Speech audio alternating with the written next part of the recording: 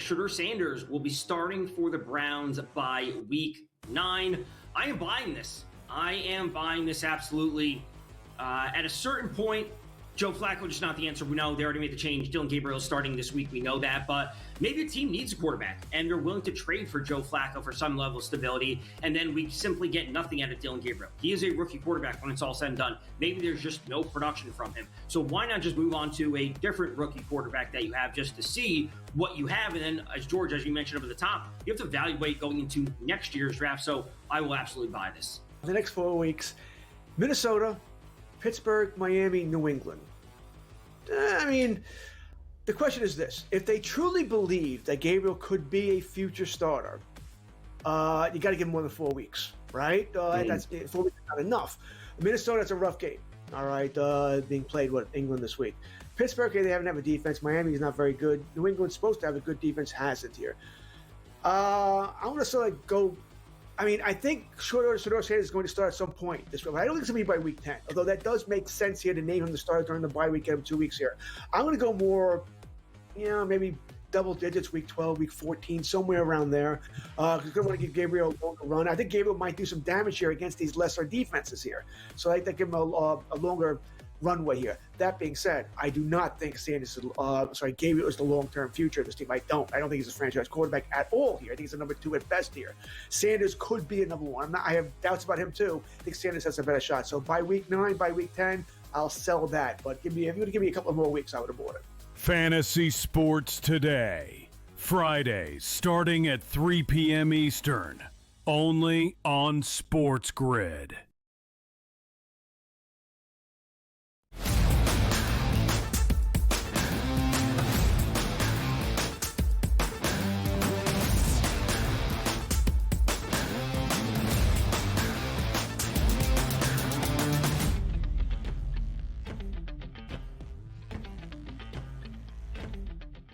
Let's re-rock this bad boy. It's the early line right here on the SportsGrid Network. We do it each and every day, Monday through Friday. The place to be, your sports page, live and in common with me and Joe Ranieri. It's great, Joe, right? You wake up, you turn on the show. What did I miss last night? The boys get you caught up. You have some laughs. You get some winning bets in. That's the perfect scenario for a perfect show.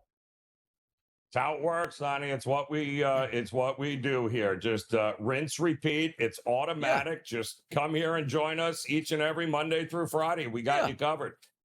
I mean, even if the producers in the background say Joe's going to go live, thinking he might have to carry the segment here, I'm okay. I'm okay with that. I don't mind the chaos in the background because we have chaos on the air, and it makes a much better show. When we talk about the early lineup, Joe, we had a doubleheader yesterday in the NFL. If you guys were paying attention, and you were, why? Because Joe Ranieri told you should be on the under in the Falcons and the Bills game. And maybe Joe's getting nasty DMs in the first quarter, like, you idiot, you dummy, what happened here? Everybody plays a full 60 minutes, and you got to wait to see what that final score is. It was 24-14, the Atlanta Falcons. Your boy DRS sat on the show and goes, take that 4.5 points as the Falcons. I'm not so sure they'll even need it. They didn't, as they won by double digits. The question to me was, are we looking good on the Falcons side? Like, this is a team that we have to worry about? Or the Buffalo Bills just didn't show up in that performance? That's not the Bills I was used to, Joe. No. And I believe it's the first time in the McDermott era in which the Buffalo Bills have lost back-to-back games heading into their bye week. So, and they're no longer in first place, which is the first time that's happened since the end of the 2023 season. So, the wheels are starting to fall off here a little bit for this Buffalo Bills team.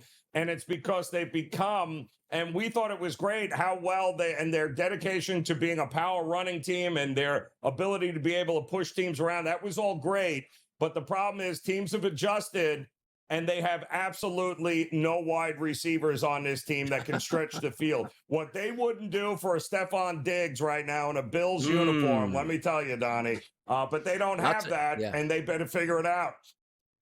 Watching that game last night, too, it was pretty apparent. Like that first drive, when at least they had some semblance of, hey, Josh Palmer's out here. He can make plays. You saw that 45-yard catch. They scored easily on a touchdown pass that Dawson Knox caught. I'm like, hey, you know what? They can make this happen. Already down Kincaid and already down Samuel coming into the game. The minute Josh Palmer went out of this football game, Joe, everything flipped on his head where the Falcons realized you can't beat us one-on-one. Now we're just going to sick on the quarterback. And that's exactly what they did, basically choking the life out of the Buffalo Bills. Penix was good enough, 250 and 1 touchdown. How about a passer rating of 97.1? Bijan Robinson is an unbelievable weapon, probably the best running back in the NFL, 19 for 170 and a touchdown. You usually don't really see the Buffalo Bills get beat up physically. They got beat up physically by a team in the Falcons that we are not used to them beating people up physically. Yeah, and coming out of the bye week, it was a good spot for him, Donnie. And listen, Raheem Morris is a defensive-minded head coach. They invested a ton of capital in building that side up of the ball, and it's starting to play. And listen, in that division, right, you better be able to play defense. I'm a little worried about it can't just be the Bijan Robinson, Drake London show, because defenses will take that away, and then what do you got? But from a defensive standpoint, great showing on a very one-dimensional, unfortunately, Buffalo Bills team last night. How about 25-24 final in game number 2 of the doubleheader in the NFL Monday Night Football yesterday? The Chicago Bears come away with the 1-point victory, almost exercising those demons of a year ago where they had a game 1 and basically took off the final play, which was a Hail Mary, and ended up losing. This time, instead of being walked off last year, they walk off the Washington Commanders. Big win for a young Bears team, 3-2 now. Yeah, well, heading into that game last night, Washington had done an amazing job of not beating themselves, meaning I think through the first 5 games, Donnie, they only had 3 total turnovers. Yeah, they had 3 last night in one game there, which ultimately, missed tackles, blown coverages, turning the ball over 3 times. Well, that'll do it. That's all she wrote, even against a Bears team on the road. So, yeah, it was not a good night for the Commanders, who did everything in their power to make sure that the Bears had a shot at winning that game. How about Brian Branch? Here's what's disappointing, because you're so injured in the secondary for the Detroit Lions. He's suspended 1 game, which means that'll be a game check. And another fine is going to come down for causing that suspension by throwing a punch to Juju Smith-Schuster. It is a bad look, but I do have to give props. Like, Dan Campbell does run a pretty tight ship. He came right up in front of that microphone and was like, look, I can make all the excuses in the world. Oh, he's a passionate player. That's not what we're about. That's not what we do. This will be dealt with here. So I do like the direction of the team is. You can't put yourself over the team. The game is over. You punching Juju Smith-Schuster is not giving you an extra touchdown to win a football game. That team couldn't afford another loss in the secondary, and that's exactly what they got. Yeah, and he knew it, Dan Campbell. But, kudos. That's what leaders do, right? Dan Campbell steps up in front, calls it out, won't be tolerated. And you know what? That's what that locker room is like, because they take on the persona of the head coach. And that guy, unfortunately, Branch, learned a very valuable lesson there. It ain't about you, dude. And I probably don't think, if it happens again, he probably won't be a Lion. But something tells me it'll be lesson learned here. The name Callahan, first thing that comes to mind to me is actually a movie called Tommy Boy with Callahan Auto Parts here. Fantastic movie if you never watched it there. Chris Farley, David Spade, great stuff here. But Brian Callahan fired by the Tennessee Titans. No surprise to anybody. This team, he's an offensive guy. This team looks absolutely pathetic on offense with a rookie quarterback. Something had to change. Mike McCoy, some head coaching experience in the NFL. He takes over as interim coach. It can't get any worse, can it? We asked. Yeah, no, it can. It's bad. 1-5 start to the season, 4-19 as a head coach in Tennessee there. Yeah, congratulations, Amy Adams Strunk there. You did a great job here when you ran Vrabel out of the building because you thought he was a little too aggressive. Well, congratulations. And now you got Callahan, who made it, 6 games into the season before you realize, wow, this is a dumpster fire and we got to move on. The best part is Mike McCoy is taking over. He was already a dumpster fire with the Chargers for how long? So, please. Yeah. Absolutely not. You get what you deserve. By the way, like the NFL, it's not real life. If you have a food establishment, you have terrible customer service, made terrible food, you will be out of business within 2 months. Yep. Now, understand this in the NFL. You can be terrible at your job, which the owner is. You can fire it. You can not have winning seasons. You can do everything wrong. And what do you get? $1 billion in funding for a brand new stadium, more money that you can deal with, and nothing matters here. The NFL doesn't matter what you do. You can lose every single year, and the Cleveland Browns have done that and still make more money the next year. It's always amazing when you think about that. Rob Thompson, topper, he's back for the Philadelphia Phillies. Not his fault. They can never hit in the playoffs 3 straight years. Well, listen, there's some truth to that in this day and age of Major League Baseball, right? The manager, personal responsibility. I don't remember how many at-bats he had with runners on second and third, but, like, come on here. Yeah. Not to mention that, Donnie. Hey, the guy's posting a lineup that he's being given from the front office and the analytics guys. Who are we kidding here? How about Schilt? I'm going to imagine this conversation. Hey, man, what do you think about retirement? I don't want to retire. Okay, we're going to fire you. Retirement sounds great here. Mike Schilt out for the San Diego Padres due to retirement. Yeah, but anytime a guy is trying to convince me that it was his decision, we know it's not his decision. Yeah, this was the better option. There you go. Walk away with your dignity as opposed to we'll fire you and take your dignity here. The NCAA college basketball. Did we just watch the Final Four? Like, I'm not ready. I'm in football mode right now, Joe. I like college basketball. I'm at a loss for words. I am. Finish this for me, please. Listen, I'm just shocked. I mean, all of those, you see those top 25 teams, every one of them's a Cinderella story. Every one of them, Donnie. Didn't expect to see them there. I'll tell you, it's not a Cinderella story. Ohio State. We'll talk college football next.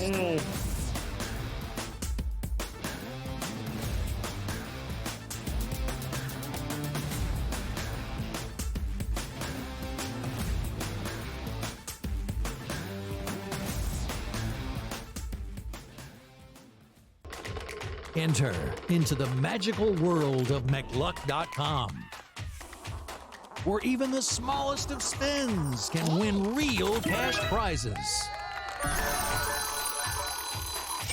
Adventure into over 1,000 of the best Vegas-style slot games. So what are you waiting for?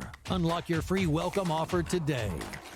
Join the fun where winners play and players win. Well, Shadur, which quarterbacks are you talking about? Because there is some bad quarterback play out there, but the dude who can't beat Dylan Gabriel out for a job and can't beat Joe Flacco out for a job certainly can't lay claim to being better than any other quarterback in the league. The Craig Carton Show. Only on SportsGrid. Major League Baseball has decided it is time to put balls and strikes not just in the hands of the umpires, but also the robot umpires, as they say. The ABS system is now officially in place starting next season. Now, keep in mind, they're not just throwing this out there. They have used this at the Arizona Fall League, and they've also used it at different levels of the minor leagues as well. Newswire. Only on SportsGrid. That's a lot for a closer. 10. That's you're not a closer anymore if you blow 10 games. I mean, my goodness. That's he's mentally broken too. Like, it's to the point where, like, Dodger fans aren't even mad at him; they're more mad at the Dodgers for putting him out there. Putting him in, right? It's more so. Right. Yeah, it's like, guys, like, he's done. In-game live, only on SportsGrid. It's the most beautiful time of the year. No, not because of foliage or pumpkin spice lattes. It's because of football. SportsGrid has you covered all season long, covering every snap, every score, and every line move. Prepare, watch, win. Weekends are for winners. Only on SportsGrid.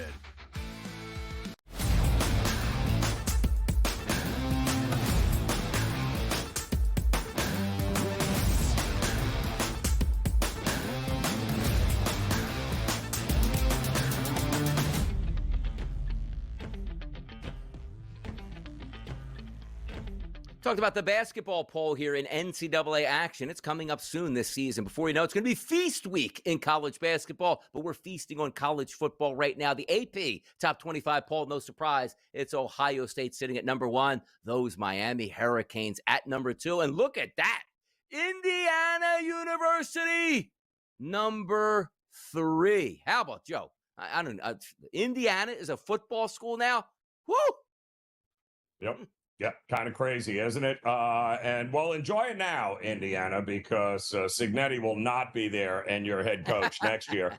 I can assure you of that. But enjoy the ride while you can. I mean, listen, last year they beat all the bad teams, and when they played real competition, they got smoked. This year, not so much. So hats off to them. This team is for real. And maybe sooner rather than later, Donnie, if you're going to be going in the futures market, maybe you want to take a look there at maybe a Big Ten championship, make the playoffs, all of that fun stuff here with this team. Now, Signetti's a little bit older, but he still has that fire. And anybody, you go to Indiana and turn them into a national power, that's going to turn attention. So before we take a look at some of the games this weekend in the national championship odds, Joe, where is he going to be next year? Like, which one of these top 20 teams is firing their head coach, and where does he appear? Because to me, send him to Penn State. It just doesn't look like he's a Penn State fit. How stupid that sounds. Like, I don't think they're going to hire him, but he is going to be the hottest commodity. But saying, I can win anywhere, I'm brash about it. Like when when Colorado got Deion, they were down in the dumps. But Deion came to town. It's like, look, I'm bringing my luggage with me, and we're going to get real abrasive over here. And it's worked in their favor. They sell out, and they're a national commodity. Where does Signetti end up for you? Where does he? Well, you know, because of this era now, Donnie, in college football, the NIL era, I think you really have to answer the question is Penn State really a better job? I mean, what does Penn State have that Indiana, now that they're a national, the kids are going to want to come and play for a coach, right? They're going to want, obviously it doesn't matter if Indiana or no Indiana. If you can build up an Indiana team that's always been a basketball school and now consider it to be a football school, my goodness, the money is the money. I mean, either you can pay these kids or you can't. Not like Indiana don't have the money with donors and everybody else there to be able to afford the best. Maybe this is where he stays, but I'm not convinced Penn State is the job of all jobs again. I'm really not. Like, maybe we can get one of the producers in the background, because here's why, and I don't want to spill the beans yet. I saw a tweet go around with the 2026 schedule for the Penn State Nittany Lions. And I'm going to hold that comment right here, so maybe by the end of the segment, we can get a quick clip to see exactly what that schedule looks like, because I'm going to get back to that here. But let's take a look at the national championship odds, which start with Ohio State at a plus 320 price. Alabama actually coming in at number 2, Joe, sitting 6th here in the poll at 7-1. Then there's the Miami Hurricanes at plus 850, and away we go down there. Is Ohio State set to just trample everybody? Because when I look at a football team, and I love the way Miami's playing, but Ohio State's defense seems like it's just on a professional level, and they have enough talent on offense to get by. They should be the favorites. But are they getting your price point, Joe, at plus 320? You're buying somebody else. Listen, it's kind of hard. What happened against Florida State, Donnie? Because the team that I'm seeing here with Alabama, with Simpson, looks night and day compared to that first game there. Meanwhile, Florida State looks like they might have just played the best game of their lives, and that was it. But they are very much alive, Donnie, and I think it begins with the quarterback-coach combination there. This kid Simpson is the real deal, one of the better passers in college football here. Alabama can beat you running the ball with your boy there, and Jam Miller, and they can beat you over the top. That's a very dangerous Alabama team. I'll tell you, the Heisman Trophy odds, South Florida's finest here. That is Carson Beck at a 3-1 price here to win the Heisman Trophy, just over Ty Simpson, who's playing great football after that debacle to Florida State opening weekend here. I just look at Carson Beck and Miami on the top. It just brings me back to one of the previous Heisman Trophy winners. Vinny Testaverde crashes his scooter before the Penn State game. Miami, just wrap yourself in bubble tape here. Get to the college football playoff and have your quarterback play good football. Are there too much expectations now down in Coral Gables, Joe? No, they're not.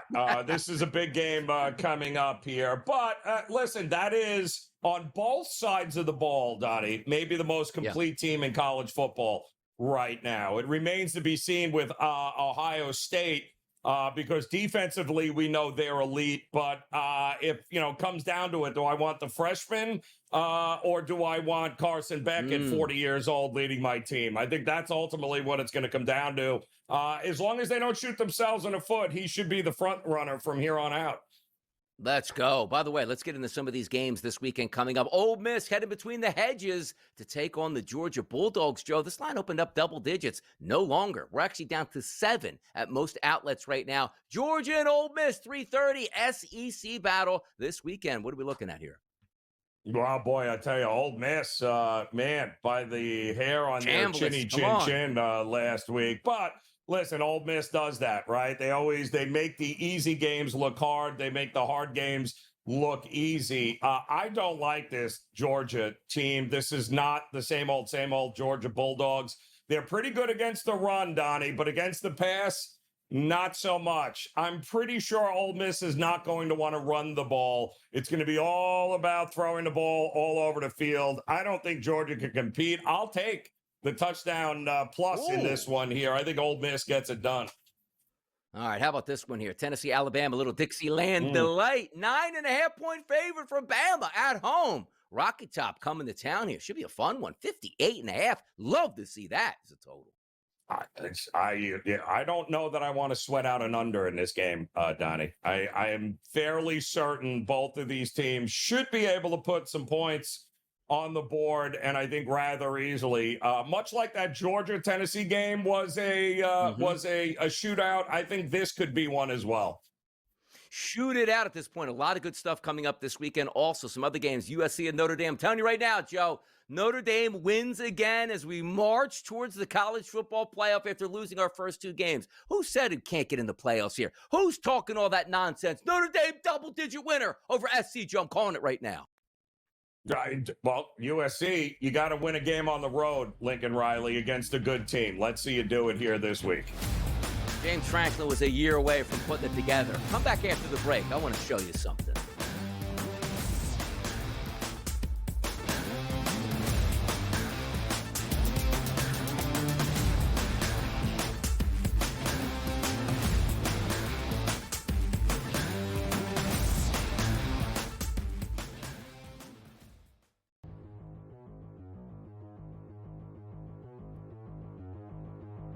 Shedeur Sanders will be starting for the Browns by week 9. I am buying this. Absolutely. At a certain point, Joe Flacco just not the answer. We know they already made the change. Dylan Gabriel starting this week. We know that. But maybe a team needs a quarterback, and they're willing to trade for Joe Flacco for some level of stability, and then we simply get nothing out of Dylan Gabriel. He is a rookie quarterback when it's all said and done. Maybe there's just no production from him. So why not just move on to a different rookie quarterback that you have just to see what you have? And then, as George, as you mentioned up at the top, you have to evaluate going into next year's draft. So I will absolutely buy this. The next 4 weeks, Minnesota, Pittsburgh, Miami, New England. I mean, the question is this. If they truly believe that Gabriel could be a future starter, you got to give him more than 4 weeks, right? That's 4 weeks is not enough. Minnesota, that's a rough game, all right, being played with England this week. Pittsburgh, they haven't a defense. Miami is not very good. New England's supposed to have a good defense, hasn't here. I want to sort of go. I mean, I think Shedeur Sanders is going to start at some point this week. I don't think it's going to be by week 10, although that does make sense here to name him the starter during the bye week, get him 2 weeks here. I'm going to go more, maybe double digits, week 12, week 14, somewhere around there. Because I want to give Gabriel a longer run. I think Gabriel might do some damage here against these lesser defenses here. So I like to give him a longer runway here. That being said, I do not think Gabriel is the long-term future of this team. I don't think he's a franchise quarterback at all here. I think he's a number 2 at best here. Sanders could be a number 1. I have doubts about him too. I think Sanders has a better shot. So by week 9, by week 10, I'll sell that. But if you were to give me a couple of more weeks, I would have bought it. Fantasy Sports Today. Fridays starting at 3 p.m. Eastern. Only on SportsGrid.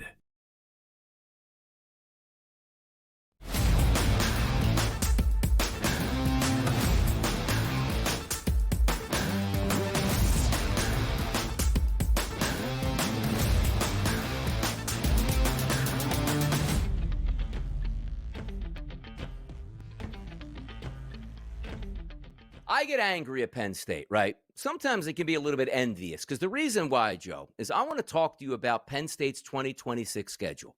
Because every year we look at Penn State, it's the same MO. Like, you are James Franklin. You're an institution that sells out 110,000 tickets every single game. Unlimited budget, buy whatever players you want, and the fans will always support you. It's a massive home field advantage. And for, by the way, you're playing a Big Ten schedule. It's like, okay, every once in a while, Michigan's going to be good every 3 years. Now, they've been good the past couple years, don't get me wrong. Ohio State's always good. Somebody might rise up and bite you, but you know you're going to get at least 10 wins every single year just by being blindfolded, and that should be good enough. So this year, when you open up, just like every year, you play horrible opponents to start the season, and a lot of times you don't even leave Beaver Stadium. Look at this 2026 schedule, which James Franklin got fired this year. Whoever's going to be the coach next year walks into this schedule, Joe. Home to Marshall, at Temple, home to Buffalo. Every year, every September, you open up with 3 free victories as the Penn State head coach. Then you head into Big Ten play, the vaunted Maryland Terrapins, which is basically a home game for Penn State in Maryland. You're going to take on Michigan, who is a decent opponent. At Northwestern, bad opponent. Minnesota, bad opponent. Purdue, bad opponent. Rutgers, bad opponent. You play USC, who's a good program, but you got them at home. Wisconsin, bad opponent. At Washington to end the season, we'll see what that turns out to be. But doesn't it seem like Penn State sets their schedule up every single year? No Oregon on the schedule, no Ohio State. Like, you mint yourself 10 wins, and James Franklin's like, I can't believe they're going to get rid of me here. Oh, did you see my 2 playoff wins last year, Joe? Which meant they beat, SMU and then Boise State. The most fraudulent scheduling in the history of college football always takes place at Penn State. How is it possible? And I think that, Donnie, if you put that list back up on the screen, because if I'm not mistaken, of all of those games, there is only one team in the top 25 right now. One team that they're playing, and that's USC, who, by the way, wasn't in the top 25 until this just past week. So they don't play any teams currently in the top 25 on that schedule. And that may not change, Donnie, by this time next year as well. So maybe it is the job of the century, right? Go in, run the table, and then get blown out by Ohio State in the Big Ten, championship. Congrats. Like, it feels like if you are the coach, let's just say it is Matt Rule, right? So Matt Rule comes to town for Penn State, wins like 11 games or 10 games next year. You know what he's going to do in him and his agent. He's going to be another hot. Oh, Matt Rule looks like he wants to go back to the NFL. Mm-hmm. And Penn State goes like, no, we gave you an 8-year deal. Let's make it 11 now, all guaranteed money. Whoever gets that Penn State job, at least for 1 year, is a flat-out gold mine. You can roll your helmet out and win 10 games and be like the new savior of Penn State football at this point. That's why I wanted to bring up that schedule, because it's ridiculous, the same way it always is. Every college football team in September typically gets tested. Penn State never tested here. Were they top 5 team, top 3 team, top 2 team entering into the season? Stop the madness with Penn State here. Enough of that. Let's get back to professional football and keep it in the Keystone State. How about this? Now, I got a TBD listed. I said, Donnie, to be determined what? Who the Vikings quarterback is going to be. It has to be Carson Wentz. Don't you dare rush back J.J. McCarthy. This has to be Carson Wentz to take on the Philadelphia Eagles and Jalen Hurts, the man who took his job. The Eagles, though, they're favored by 2.5. They have been disgustingly bad the past 2 weeks on offense here. Now they go on the road to Minnesota and a total of 43.5. I don't know if I can trust my Eagles in this game, Joe. I don't care who the quarterback of the other team is. Help me. It's kind of rough, right? Both of these teams have some significant issues going on here on the offensive side of the ball. And now, of course, with the recent news with the Eagles on the defensive side of the ball, this is not where these two teams, I think, or any of us really kind of thought would be at this particular point in the season here. It's crazy, Donnie. If you'd have told me this 3 weeks ago, 4 weeks ago, and the idea that this game might be a coin flip would have been unheard of. It would have been, how in the world can we get the Eagles at this price? Something has got to be wrong. Well, I guess what, Donnie? Something is wrong here with the Eagles. I can tell you that. Oh, man. Like I used to, the Eagles should be unbeaten heading into this football game. 2 losses. Yep. Same with the Buffalo Bills, the Baltimore Ravens. What's going on with the Titans of the NFL getting pounded out? No pun surprise. The Titans, most of those teams are playing like the Titans right now. We're going to hold off on this next game coming up because it does talk about the Indianapolis Colts and the Los Angeles Chargers. But so many hot topics in there, Joe. Like, I love the fact that we can just pivot and talk about Penn State and rip them on a Tuesday morning because their 2026 schedule coming up next year. That's a spread line for you. That's what we do. We take care of the people watching this show. Now let's see if the Colts can win another game with Daniel Jones. Come on back.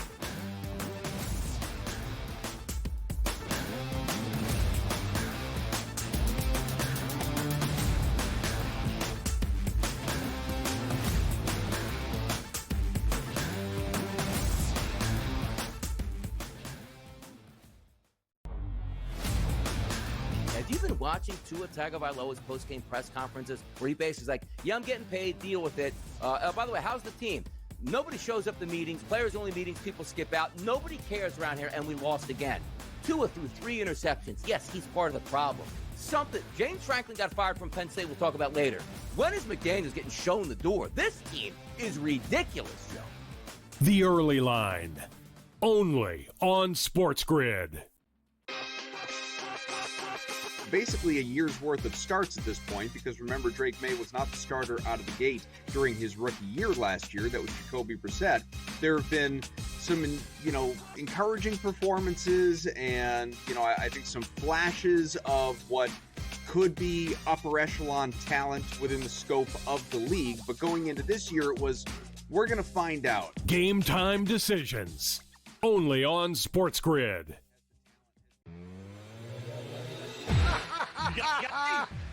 I told you Vladimir Guerrero would hit a home run. He hits a home run on his first pitch.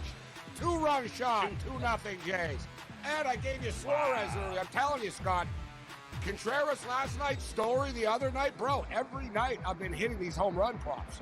And not the easy Ohtani ones at plus 190. Right. These are plus 450s, baby. In-game live, only on SportsGrid. Are we going to sit here today and acknowledge that the Indianapolis Colts right now are the best team in the AFC? They are right now. They can run the football with Taylor. They got a competent quarterback the way he's playing right now in Daniel Jones. They are well coached. They never punt. They never punt. They never punt. The Craig Carton Show, only on SportsGrid.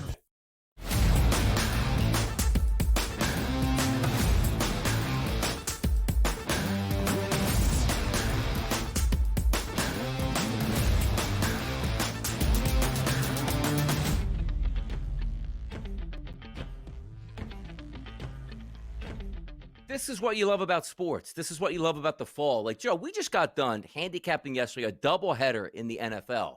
And then the screen flips over. It's Tuesday morning, and you got to get right back on that horse and start handicapping right away. There's never enough time to talk football, no matter how long a show goes. But let's take a look at the Colts and the Chargers. You saw the Chargers on the road, dead to rights to the Miami Dolphins, and then Ladd McConkey happened in a late field goal, and the Miami Dolphins talking about, we don't care about football, nobody shows up to meetings. That's one side of the coin. The other one is the resurgence in Indianapolis and how good the Colts can actually be, particularly on offense. This total's listed at 48.5. The Colts are going on the road. Dome team versus dome team with a slight favorite towards the Chargers at -1.5, even if they're extremely banged up. The Colts, I don't think still are getting enough respect here, Joe.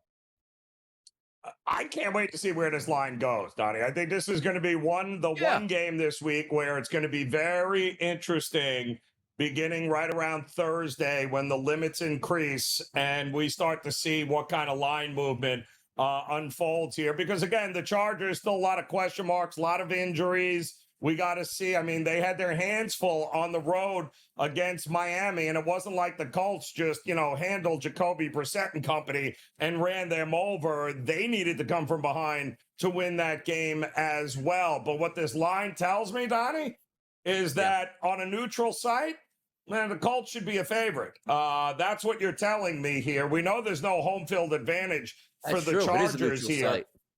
It's right. I mean, it might as well be a neutral site. So I absolutely can make the argument that the wrong team is favored here. By the way, like I have a very passionate fan base in Philadelphia. It travels very well and very rarely gets invaded, except for that one Knicks series for the Philadelphia 76ers when the Sixers were dead out and the Knicks fans bought up all of those tickets. Like even last night on Monday Night Football, like the Buffalo Bills felt like they had a home game for portions of that game in Atlanta. It's crazy and it is demoralizing for the home team. So when you are the home team, even the Los Angeles Rams have problems. Like the Rams will play at home and take on the 49ers. Like, well, this is a 49ers home game here. It's crazy that it happens in the NFL, but some of those passionate fan bases do take over. Washington and Dallas, two passionate fan bases here, two devastating losses over the weekend. Washington lost on Monday Night Football last night to the Bears, and the Dallas Cowboys had a lead and lost to the Panthers. Something has to give, but a favorite for the road team here, the Washington Commanders at -2.5 and a total of 54.5. Both of these teams don't really play all that much defense. We should get a shootout, but should Washington be the favorite on the road early in the week, Joe? Well, that's the question, right? Like, I have no idea what we're going to get. Well, I shouldn't say that because the most consistent aspect of both of those teams so far this year has been Dak Prescott in the offense of the Dallas Cowboys. He has been efficient. We know they can move the ball. We know they can score points. He's not turning the ball over. He's not making like everything that has gone right for the Cowboys. So, and there's not a lot, by the way, but everything that has gone right centers around the offense of the Cowboys. We just watched Washington last night. What was that? Injuries are starting piling up. No McLaren, no, Debo's of course banged up. Shocker. So a lot of questions offensively to me on this Washington team. Can't trust them. There's not enough security there for me. I think Dallas is the right side here because they have the most dependable unit on the field, and it's the offense with Dak Prescott. By the way, heading down to Duval. And by the way, in Duval, do they play every home game? Like they don't play any road games here? I feel like Jacksonville plays every single week at home. They're going to do it again this weekend. Actually, excuse me. This is a neutral site field because why we're overseas. Oh, so Jacksonville technically still is at home because they used to live overseas. All right, that makes more sense to me as I read that now. Stafford versus Lawrence, a 3-point favorite, neutral site for the Rams. The question, though, is Puka Nacua going to show up for this game? Because that's a key ingredient if the Rams want to win this game. Let's see what happens on a total of only 44.5. More overseas football, Joe. Enough.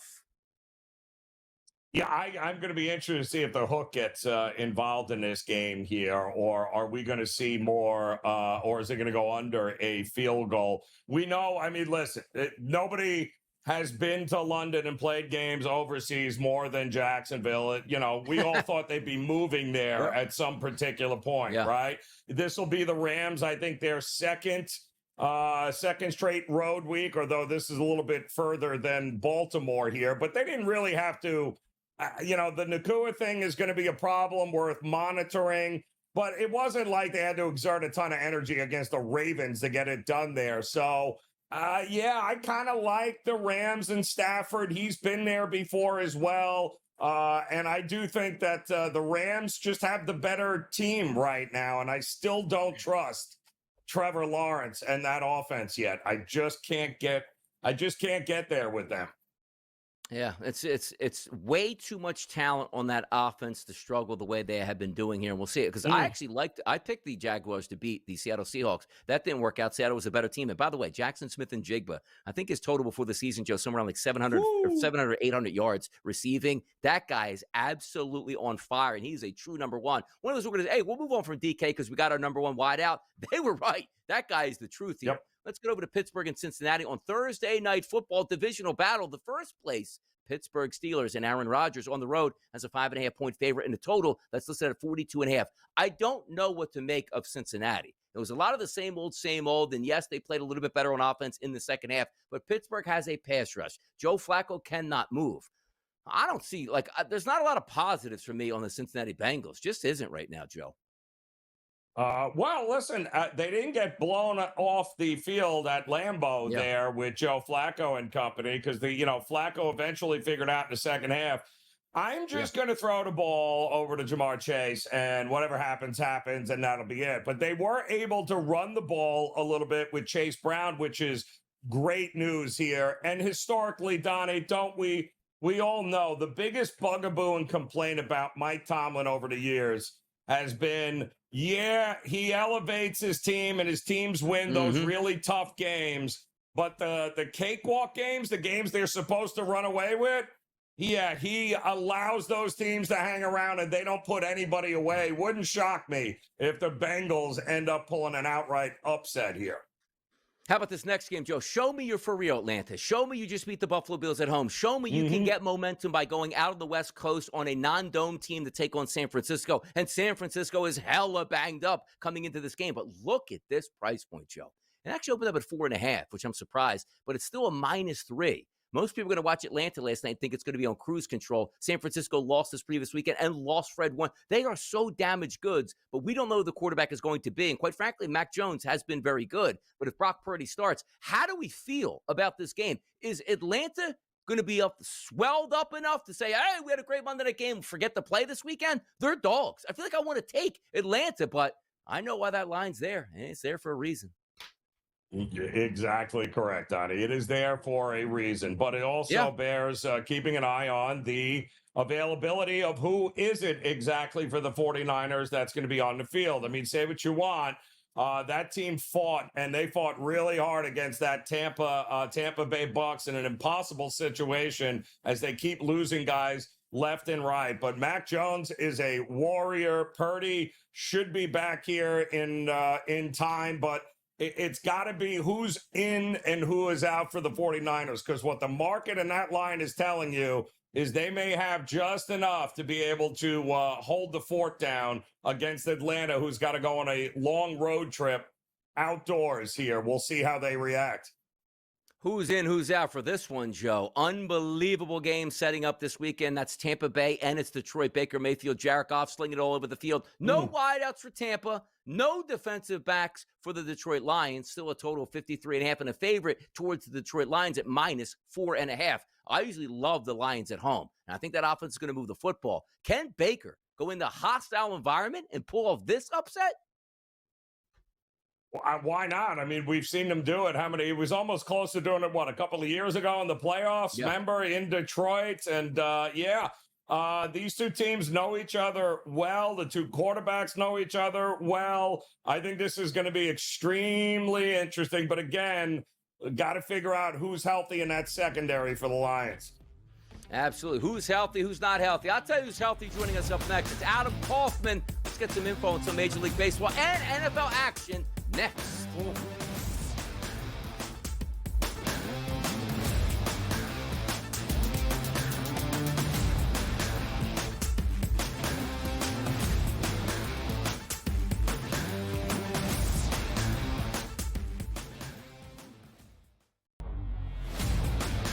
Have you been watching Tua Tagovailoa's post-game press conferences where he basically like, I'm getting paid, deal with it. By the way, how's the team?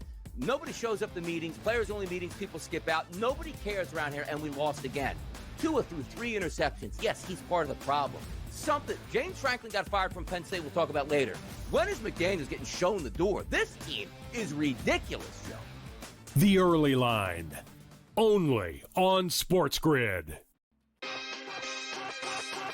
Basically a year's worth of starts at this point, because remember, Drake May was not the starter out of the gate during his rookie year last year. That was Jacoby Brissett.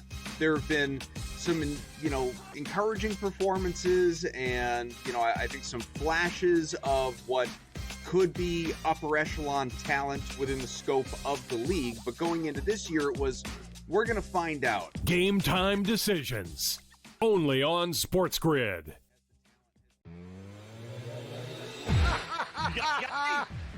I told you Vladimir Guerrero would hit a home run. He hits a home run on his first pitch. 2-run shot, 2-0 Jays. And I gave you Suarez earlier. I'm telling you, Scott, Contreras last night, Story the other night. Bro, every night I've been hitting these home run props. And not the easy Ohtani ones at old plus 190. Right. These are plus 450s, baby. In-game live, only on SportsGrid. Are we going to sit here today and acknowledge that the Indianapolis Colts right now are the best team in the AFC? They are right now. They can run the football with Taylor. They got a competent quarterback the way he's playing right now in Daniel Jones. They are well coached. They never punt. They never punt. The Craig Carton Show. Only on SportsGrid.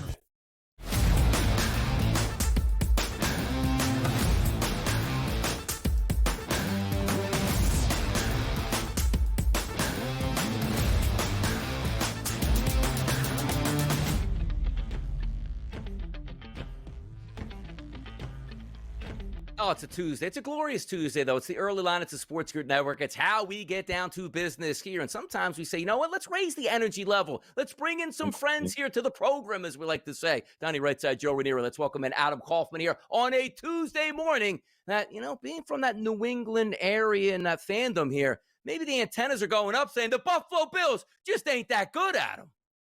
I don't want to say the Bills aren't good, but I know they're not first in the AFC East.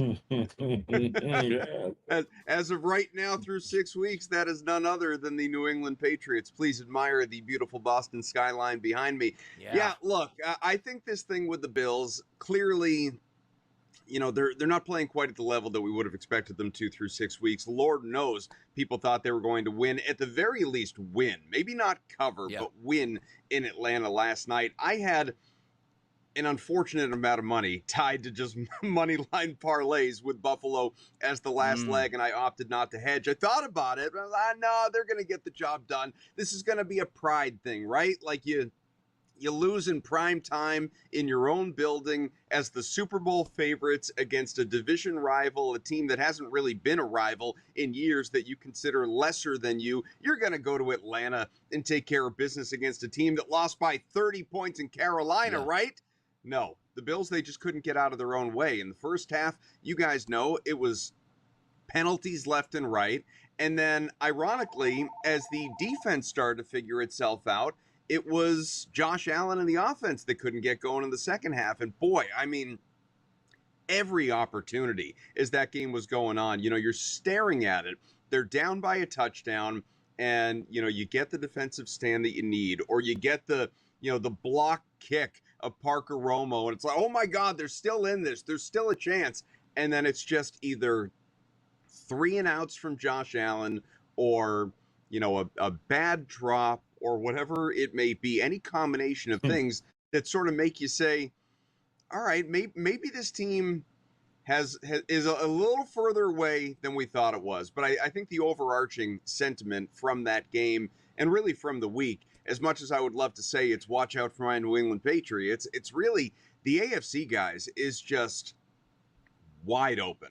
You know, Patrick Mahomes is the MVP favorite now because, of course, he is. And they had a decisive win over the Lions, which, again, didn't shock me. I mean, they were the favorites at home. I still did kind of like the Lions in that game. But even the Chiefs, I mean, far from perfect, right? It doesn't look nearly as good as even the team that went to the Super Bowl last year that also didn't look that great. They have defensive issues. The offense isn't right yet. We're still waiting on Rashee Rice, who's now eligible to come back from the suspension. But, man, that conference, I have no earthly idea.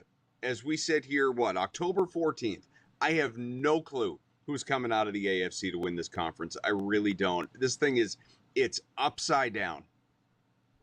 It feels like right now the heavyweights in the NFL are upside down at this point right now. We're waiting for somebody to take control, and every single week it's like more questions start to pile up. But let's transition from the NFL over to Major League Baseball, because it seems like the heavyweights are the Seattle Mariners in the ALCS. They crushed the Toronto Blue Jays before they head back over to Seattle and take care of their home field advantage. But also, Adam, I want to talk about that Dodgers-Brewers game last night. 2-1 final, one of the craziest plays you are ever going to see, which the Dodgers just got caught up in the excitement and caused a double play. What did you see last night from the 2 Major League Baseball games? You mean you've never seen an 8-6-2 double play before?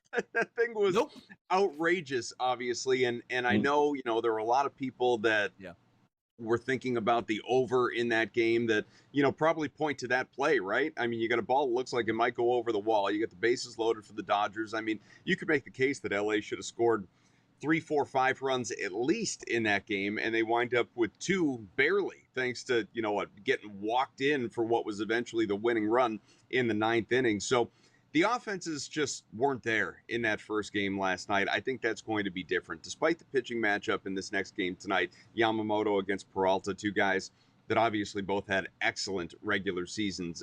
I do think we're going to get runs in this one. I'd play the over 7.5. I mean, I don't love it. It's not a best bet or what have you, but I think that ultimately the offenses are going to wake up for both of these teams, and it'll do enough, to get us to. I would have felt better with the 7 before it moved to 7.5, but over 7.5 at even money, I think is appealing. If we wind up at, let's say, a 5-3 Dodgers final, you get a little offensive run support out of both teams. I think that the hook is going to be pretty quick on Yamamoto. Now, obviously, if he is absolutely dealing, there's no reason to take him out. He could go 6 innings. But when Blake Snell goes 8 shutout, allows 1 hit, the overarching sentiment there is you're in Milwaukee, you're up 1-0. Yeah, you'd be content with a split going back home, but you're 3-0 on the road. You want to win both, take that stranglehold of the series going back to LA. The second, if he does, Yamamoto gets into any trouble, you have an incredibly rested bullpen. So I'd look toward the under on his outs. It was 17.5. I've seen it move to 16.5. I'd still go under on that. I'd stay away from the K prop, obviously, with that in mind. But I think that both these teams, they're going to be a little bit, it's not the right word, but a little hungrier, if you know what I mean. And I think the offense is going to be just a little more palatable than what we saw in that 2-1 game last night. Well, we already got one series 2-0. Dodgers win tonight. It's 2-0. How long do you think these series go here? Is this a 5-6 game series for the Dodgers? And can Toronto get it back? I think it's 6 at best for both. I don't think either series is going 7. I mean, I liked Seattle going into the series. I think most people probably did. But, where I was wrong about this one is, and I know I feel like we were all wrong. Like we were all on the wrong side of this thing. Everyone expect Toronto, just off of that extra inning game, the 15-inning game that Seattle had to play to even get into this round, that Toronto was going to steamroll in game 1. Instead, lifeless offense, 2 hits after the leadoff home run, the 1 hit, and fell short in a low-scoring game. And then Seattle emphatically, obviously, wins game 2. I think once you take 2 in Toronto and now you're going back home, you're already the better team. No, I think 5, maybe 6 games, but Toronto is done already. Toronto out the door. And I'll tell you this here, we got Adam Kaufman's picks here. Over 7.5 runs tonight. The Dodgers money line, Peralta over 5.5 games, and Yamamoto under 16.5 outs. Let's get him that early line excitement and win all of those games. Adam, thanks for rising and grinding with us. We'll be right back.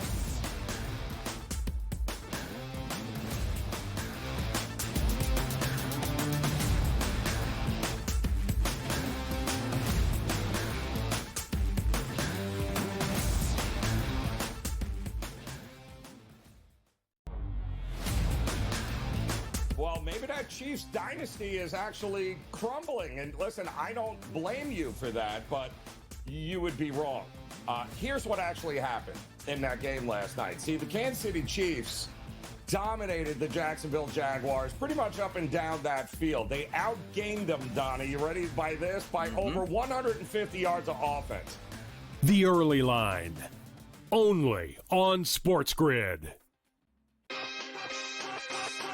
Basically a year's worth of starts at this point, because remember, Drake May was not the starter out of the gate during his rookie year last year. That was Jacoby Brissett. There have been some, encouraging performances and, I think some flashes of what could be upper echelon talent within the scope of the league. But going into this year, it was, we're going to find out. Game time decisions. Only on SportsGrid.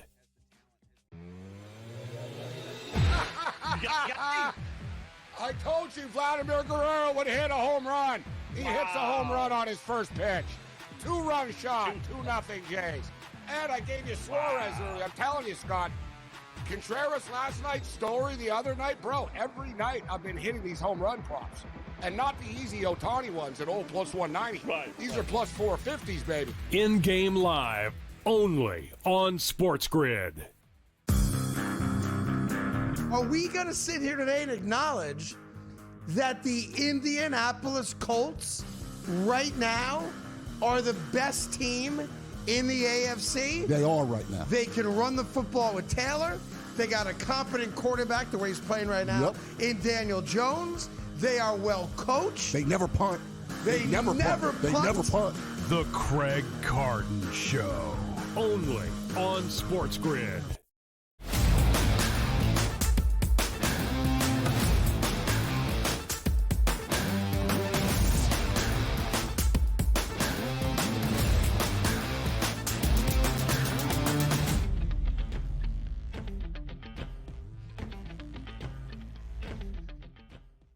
You are a few moments away from getting our buy picks, the best of the day, guaranteed to cash in, right? Well, Friday night doubleheader sweep, Monday night doubleheader sweep. Could it be a Tuesday doubleheader sweep heading into Hump Day Wednesday? We'll find out in just a little bit. But this is always the time of the show that we like to reach out to the public and ask them what their opinion is on a certain question. Here's our Fade the Public poll.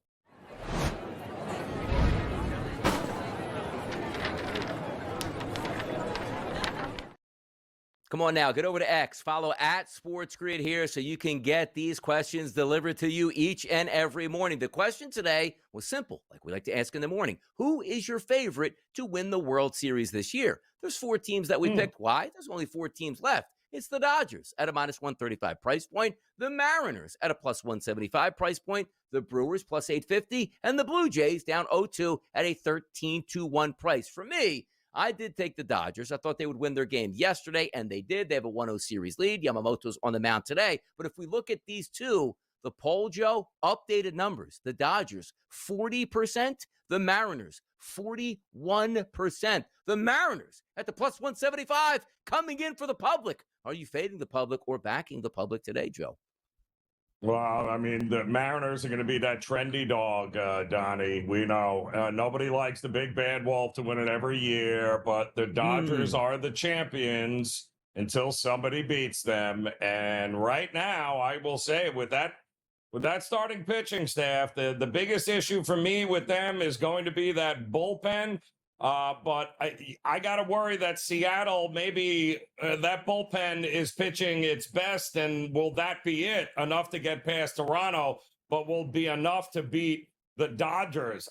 I don't think so. I still think it's the Dodgers. It's the Dodgers to defend and go back-to-back and surprise me. I'd be more than happy to say congratulations, Seattle, in public, but I just don't see that happening.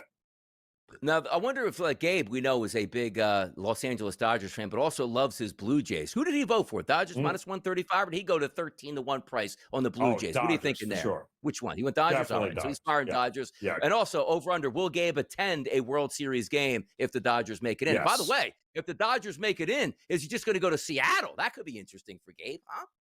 Oh, that's a good point, too, as well. Yes, that's a good poll question. We should throw that up there tomorrow, by the way. Yep. Seattle Gabe or the will enjoy Dodgers for that. Gabe. I like it. Yep. You know what Gabe will like even more? Us giving out 2 winners here. Here's our buy picks up next.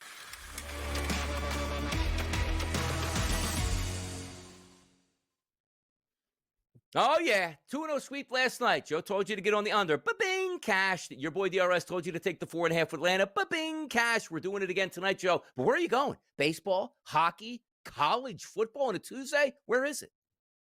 Oh, we got to go some college football on a Tuesday night. We got not 1, not 2, but 3 games here. And I'm going to focus on the one in South Alabama as they're going to be taking on Arkansas State, which, Donnie, might very well have the absolute worst defense in the entire country. They're allowing over 500 yards per game against other FBS teams. And now they got a very desperate South Alabama team who is actually hung tough, but unfortunately sits with only 1 win on the season. But they do have an opportunity to turn it around, and it's got to happen here tonight. Not to mention this is a revenge spot for South Alabama, who lost last year 18-16. The bottom line to me is this is all about defense. South Alabama has won. Arkansas State does not. Expect a huge effort from South Alabama here tonight to get it done. Arkansas State, not this year here. I think they win this game by double digits. I'll lay the 7.5 with South Alabama tonight. There you go. USA. South Alabama, the Jaguars here, Joe, is going. For me, I'm just going to keep it simple in Major League Baseball. What I've watched from the Dodgers starting pitching staff throughout these first 2 series and now into the NLCS has been incredible. And I think Yamamoto is going to continue that trend tonight and have a dominant performance. You are talking like a lot of ticket counts coming in on the Dodgers. I understand that. The Dodgers lineup 1 through 9 is better. The Dodgers starting pitching tonight is better. The only question that Joe always brings up as well as I do is if that bullpen can hang on. They almost blew the game last night, but they didn't. I'm going to take the Dodgers tonight. You give me a cheap price at -125, I'm taking them again to take a 2-0 series lead. So 2 games tonight, 1 baseball, 1 college football. The angle is to go 2-0. Let's see if we can make it 3 straight days of 2-0 for our best bets, Joe. What do you think about that? I'm feeling it, Donnie. If it ain't broke, we ain't fixing it here on the early line. And it ain't broke, and we'll fix it once again if it is broke tomorrow morning. For Donnie Rightside and Joe Ranieri, thanks for tuning into the SportsGrid Network. See you tomorrow for the early line.